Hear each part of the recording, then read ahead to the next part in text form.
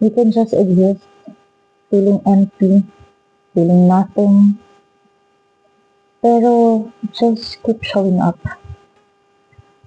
I've been in constant search of my purpose in life since I was 23. Kasi when I was in high school, I have this picture perfect vision about my life on how it's going to be when I'm at this age, and at this age. Pero nung 23 ako, parang dun ko palang na-start na ma-realize na, ay, hindi pala siya nangyayari according to your plan, according to what I want. So, nagdaan ako ng, I think that's the identity crisis stage in my life wherein I question myself if sapat ba ako? Am I doing enough? Maybe I'm not doing enough. Maybe I need to do more to achieve my goals and everything, but I don't have the opportunity or the chances that I'm looking for. Alam mo yung gusto kong pahirapan yung sarili ko, pero parang feeling ko, I'm not struggling enough to be able to deserve the reward I am wanting in life. So, dahil ganun yung naging mindset ko, doon ako nagkaroon ng mental health struggle. So, naapektuhan yung trabaho ko nun, and tumating pa sa point na because I want more, I resigned to what I thought was a comfort zone for me and look for bigger opportunities, bigger salary, higher position, ganyan, na I thought this is what I deserve, ganyan. Para pinangungunahan ko lahat at the age of 23. Tapos when I got there, doon ko na-realize, hindi pala siya ganun. By the way, I'm using a hand cream from Masco in green tea scent. So, meron akong 5 nito. Natutuwa ako dito kasi muna nung nabuntis ako na sobrang nag-dry yung skin ko. And the most affected part of my body ng dryness is itong hands ko. Kahit hindi naman ako talaga naglalaba and naghugas more ng plato. Pero ewan ko, sobrang lala nung dryness. So, I use this and nakakasalba siya for everyday. Fast absorbing siya, so hindi siya malagkit. And noong nangangamba na kahit humawak ako ng ballpen or ng mouse, hindi malagkit sa feeling. So, going back, so I thought I need to struggle more para ma-deserve ko yung mga rewards na hinihingi ko. So, what happened is, I struggled more, literal, mentally. And I thought, am I too young to this position? Am I too young to achieve this or to be in this position? So, sumuko ako. I've known mental health struggles back in college. Pero, I thought kasi ang pagkakaintindi ko doon was normal lang yan na part ng buhay. So, ininda ko yung mga pambubuli sa trabaho, ng sarili kong boss, because pinalaki ako na hindi ko dapat yung dinidibdin.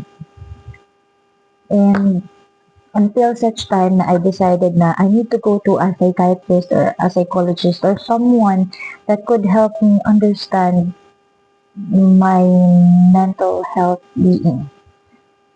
So, nakakakalma. So, hindi ko kinaya yung pressure dun sa bagong work na napuntahan ko.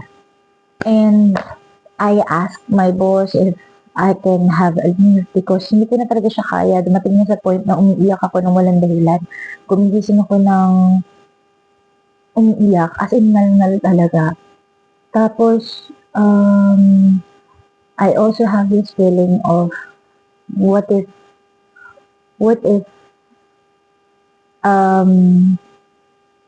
hindi mo na ako magising kinabukasan. Baka natapos lahat. Kasi I know that work would save me and my family from the hardships that we are facing that time.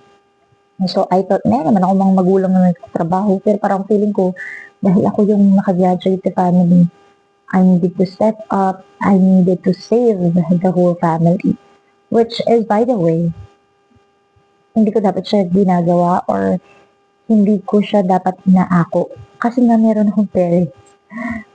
And hindi naman nila ako inuutusan. Wala na. Ang gusto ko lang tumulong. And that tulong na gusto kong ipakita is yung talagang ako yung makakapagpasalba sa kanila kahirapan. Ganong level. So, dahil sa pressure, sa trabaho, dahil pinilit ko ngang umangat agad sa posisyon na I think hindi pa ako deserving that time. Yun yung nangyari sa akin. I believe yun yung biggest trigger.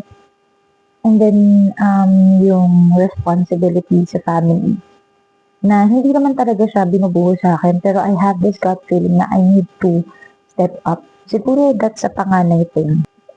I was clinically diagnosed with depression that time, and ang naramdaman ko is even yung escape ko, which is dancing, those parts parang bigla siyang nalusaw. Ayokong bumangon, ayokong lumabas, ayokong magpakita sa ibang tao, ayokong magkwento because I don't want to be a burden to anyone and I don't want them to see me na I'm struggling. Pero because of that conversation with a psychiatrist, um, it pursued me to talk more about it.